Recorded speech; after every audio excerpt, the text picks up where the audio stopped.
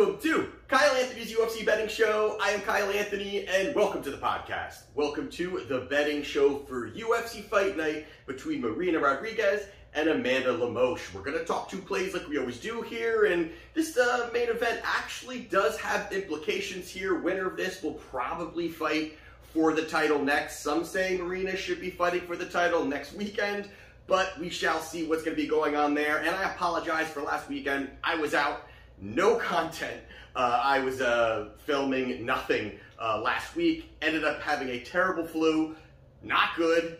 I think I'm back. I'm kind of getting there, but we still ended up profiting 3 units last weekend for clients, which was nice. So I sat on the couch and kind of watched all that go down there. But before we jump into this, one more thing. Next week, I do have a very big announcement to make. I'm very excited about it. Another step in my career within the sports betting world. So I'm excited to talk about that, but can only talk about that next week. So take a look at my Twitter. You can follow me at Kyle Anthony UFC. I'll definitely be posting stuff up there regarding all of that stuff. So just some great stuff. Big card next weekend too. So a lot of great stuff going on here. But let's dive into it here. Like I said, I'm trying to shorten these and I keep talking. I don't shut up sometimes. But here we go. We're going to get right into it here. We got Marina Rodriguez versus Amanda Lemos. Now you got Rodriguez right now. She is minus 225.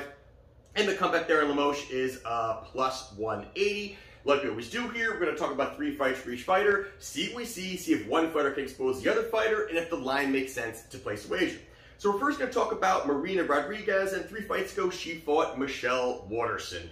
Now this was an interesting fight here because this just showed how fantastic Marina Rodriguez can be over 5 rounds. And pretty much in this fight here, it was all Marina early, really utilizing her Muay Thai, and that's something we're going to talk a lot about here, but she really uses that Muay Thai really well, framing off her opponents, being able to throw nice elbows, throw nice kicks, really has shown that she could really blend it very well, and that really has helped her also defend takedowns throughout her time here in the UFC. But early on, it was all her keeping range, keeping Waterson at bay. Waterson was not able to really do much early on. Ended up landing, I think it was a couple takedowns. There was a couple spots there where I think that, Waterson ended up kind of picking up certain spots there. But again, it just shows how effective she can be over 5 rounds, keeping the pace, keeping the volume, really controlling the action over the 5 rounds. So really in this spot here, not much to say. Waterson, again, did get some takedowns, did pick up a couple nice spots there in that 4th and 5th round, had some action, landed a nice kick. But overall, it was Marina Rodriguez on a nice performance. She wins by unanimous decision. 2 fights ago, she fought Mackenzie Dern.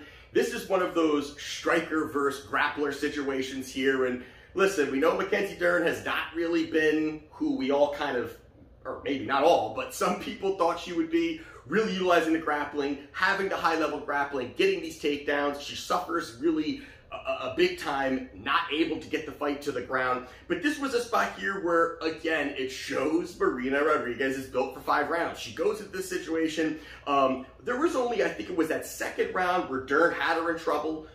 Pretty much Dern was, got her down, hunting submissions. You know how patient she can be when she's in the top control or whenever she's got her opponent on the ground. She takes her time. That's, using her high-level BJJ. And besides for that, excuse me, you're going to get a lot of that in this. Some coughing and some clearing of the throat.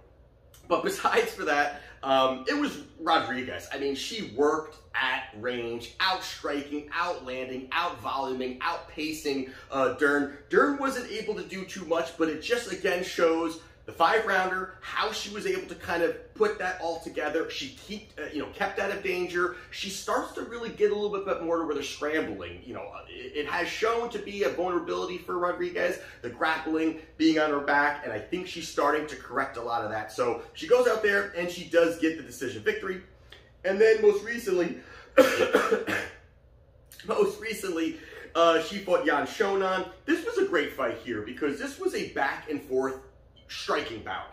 And you had Yan, who, first round I thought was her. I thought Yan did a good job. She stayed, working. Both of them were firing big shots. It was a very close first round where they were both standing and striking. Second round was pretty close also. both standing, both striking, very, very close. Very hard to kind of really pick who was really getting the advantages there because strikes were very close. You know, no one really landed a big damaging shot. And I thought that third round was Rodriguez. Again, showing that she can keep that volume going. That's really where she took over the fight. I thought she looked great in that third round.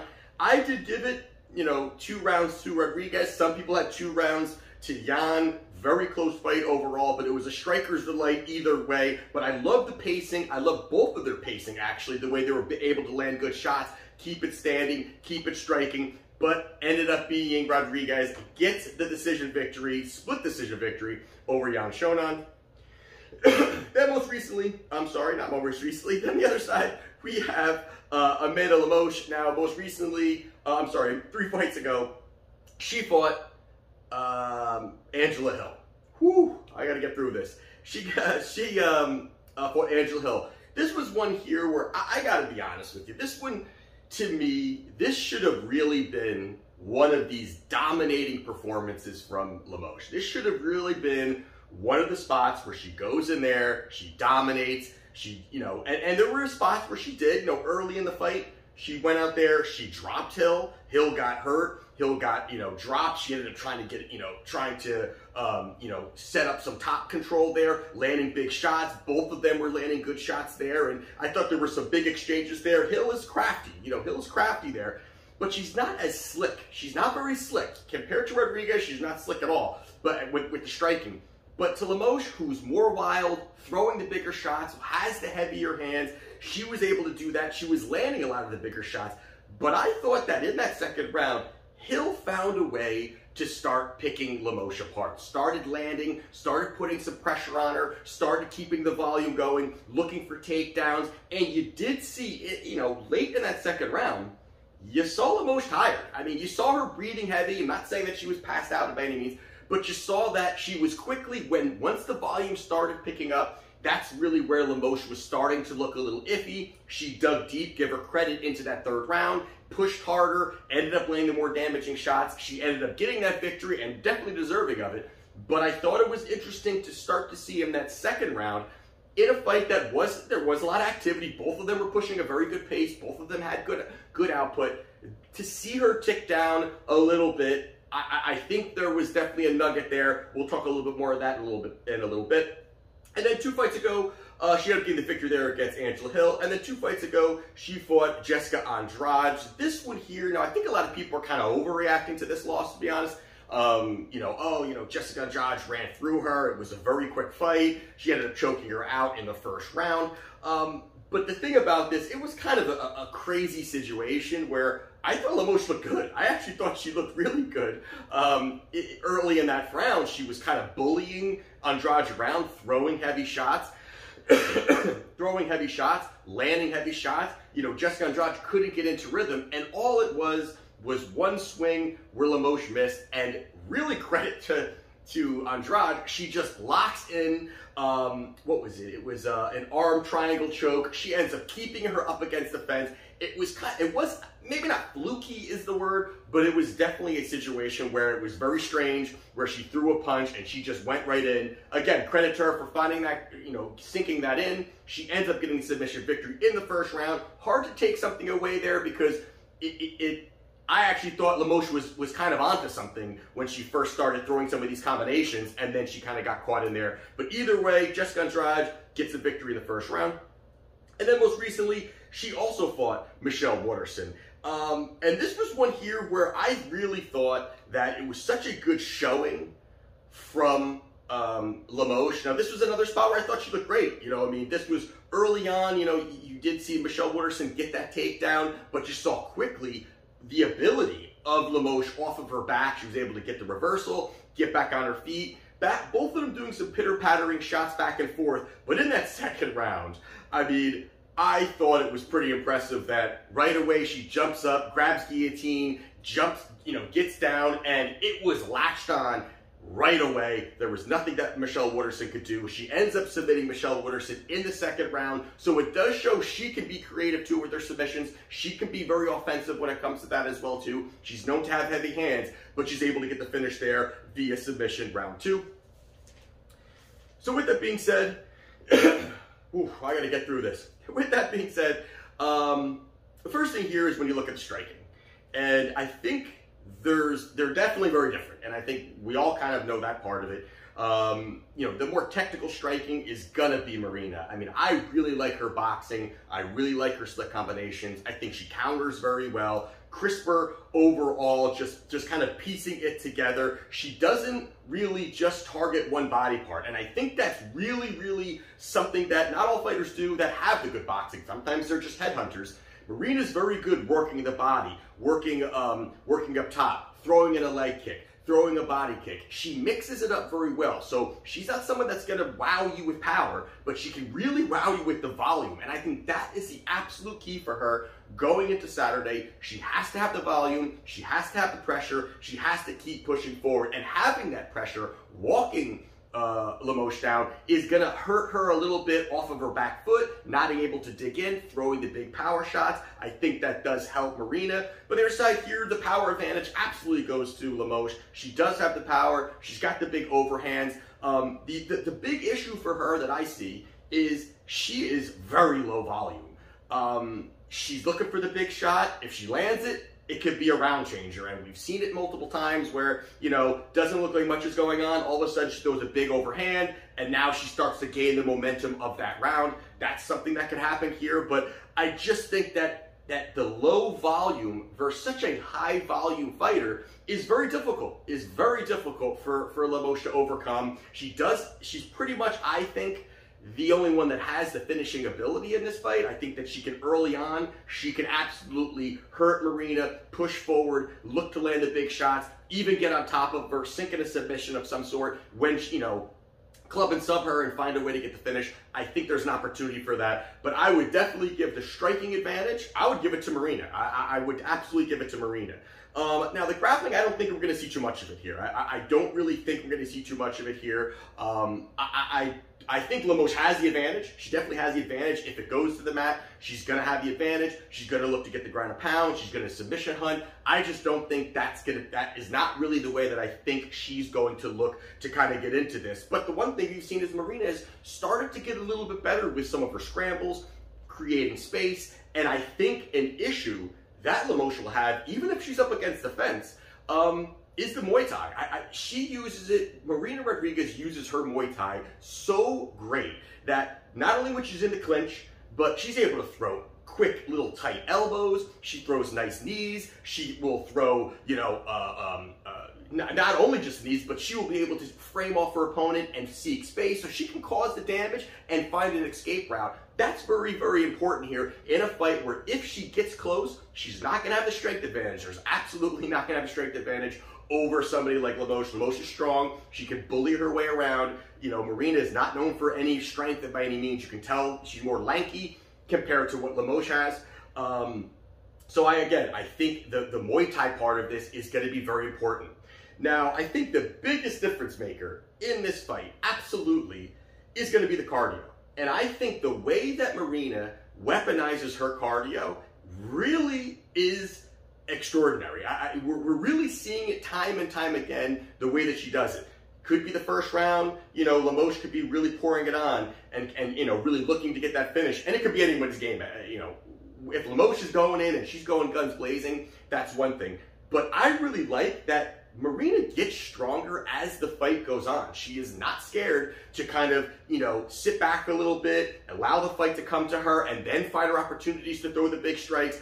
If Lemos, we've seen her multiple times tick down, her output goes down, her energy goes down, her power goes down, her footwork goes down. All these things start to tick down, into the second and third round. And if this was a 3-round fight, I may think differently. To be honest, I may think differently. I may say, hey, Lemos can go out there and she could really work 2 rounds of the 3, maybe even find a finish, and that's an opportunity for her. In a 5-round fight, that massively really gives the advantage to Marina because she can use this cardio. She can use the cardio, she can be patient, she can also, when she needs to, push the volume, push the pace, walk down Amanda. So I think a lot of that really does help her in this spot. And the fact that Lemos also, she throws all of her punches with 100% power. I mean, if she lands, like I said, it's going to be a momentum changer. It could be a fight ender of any sort, or it could,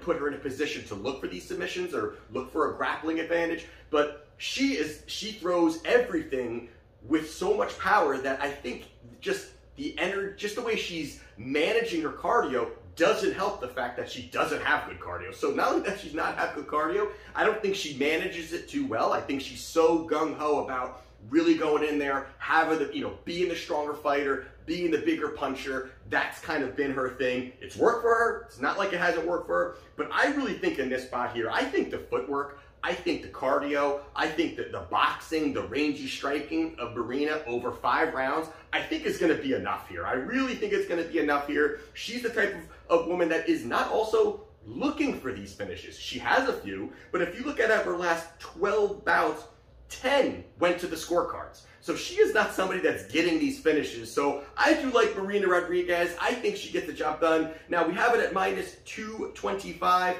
I like via points, Marina Rodriguez plus 150, I think is a great price for the most likely possible outcome for her to get this victory here. So I could see maybe a late 4th or 5th round stoppage when Lemos is she's just tired, she can't get through it. But I think that Marina fights smart. I don't think she goes in and gets drawn into a brawl. I think she fights very smart. I think she stays at range, and she knows that a title opportunity is looming. If she gets this victory, she has to go to her strengths. It's going to be the cardio. So I like Marina Rodriguez to get this victory via points plus 150. And the other one I'm going to quickly go over here is Josh Parisian versus Chase Sherman. Now I know, this is one of the sloppy fights of the card. I know. We always get these kind of sloppy heavyweight fights because we're figuring someone's just going to get knocked out. And that's probably why the UFC does this. But here's the thing here. I think that this is one of the clear things in this fight that we see here is that, listen, both of these guys, not the highest level guys, there's no doubt about it. But I think there is an absolute path for Josh Parisian. I think Parisian, he may be the more athletic guy. I think he's got some better strikes. I think some of his kicks are good. He does some spinning crap too that has helped him out. But I think in a small cage, I think he is going to be able to bully and push Chase up against the fence and look for these takedowns. We have seen Chase Sherman look absolutely lost on the ground. And, not only that does he look lost on the ground, but he also will give up his back. Like when he's getting up, he gets up like he's not thinking about anything. He'll get up, he'll give up his back, he'll allow his opponent to get his back, whether it's submission, whether he's going to take big shots. And even if he gets to his feet, he's going to take punishment on the way up. I think Parisian keeps pushing for that. I think he keeps going for that. Again, I think he's the more athletic guy, I guess. But I think he's the more athletic guy. I think that, he can drop the bombs, big ground and pound. I think he pushes big-time takedowns early, tires Chase down, and I think Chase at a point just can't get up. And I think that's where he finds the finish. Now, you got the line here. You got Parisian, who's minus 120. Chase Sherman's plus 100. I think the line here, I think there's an absolute path for Parisian. And even if you look at it, Chase Sherman lost 4 straight. He just got a victory over Jared Videra, who's on his own 5-fight losing streak. So I just think this is a great setup for Parisian to utilize the grappling, get the takedowns, wear him down, whether he wears him down over 3 rounds. But I think he finds that finish, gets the ground and pound. So as my other free play, I'm going Josh Parisian minus 120. So there you have it for my plays for UFC Fight Night this weekend. If you want to take a look at my client plays, I got a 4% best bet, 70% this year on my 4% best bet play. So let's see how we do. We have a big card next week. I got some big news next week. So I'm excited. Let's cash those tickets, and I'll see you next week. And this is Kyle Anthony's UFC Betting Show, and I'll see you next time.